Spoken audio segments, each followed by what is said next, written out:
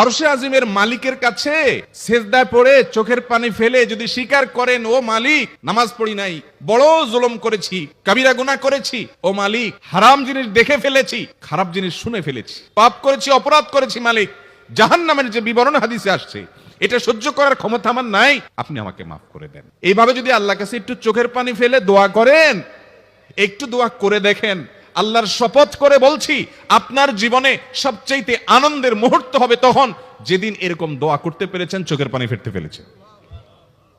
দুনিয়ার মানুষের কাছে ছোট হলে মানুষের মনটা সংকীর্ণ হয়, ছোট হয়, মানুষ অপমান বোধ করে, খারাপ লাগে। মালিকের কাছে যদি কেউ মাপ চায়, চোখের পানি ফেলে ইস্তেগফার করে, ছোট হয়, তাহলে তার অন্তরে আরো আনন্দ অনুভব হয়। সালহাতু সঙ্গে বুদি দিল খরাশ, আজমোদে এক জামানা খাকে বাস। পাথর হয়ে বহুকাল ছিলে ভাই, কিছু কালের জন্য একটু মাটি হও, আসো একটু মাটি হয়ে দেখো। পাথর হয়ে তুমি যতটা আনন্দিত হয়েছো, পুলকিত হয়েছো, পরিতৃপ্ত হয়েছো, আরশে আজিমের মালিকের শপথ করে বলছি আল্লাহর কাছে মাটি হয়ে, ছোট হয়ে, তুচ্ছ হয়ে, অপমানিত হয়ে, ক্ষমা চেয়ে ইস্তেগফার করে তুমি যখন লা ইলাহা ইল্লা আনতা সুবহানাকা ইন্নী কুনতু মিনাজ জালিমিন, নিজে পাপ করেছো এটা স্বীকার যখন করবে, তখন আল্লাহ তাআলা শুধু মাফ করবেন না, তোমাকে ঈমানের স্বাদ দিবেন, তুমি সাথে সাথে অন্তরে সেটা অনুভব করবা।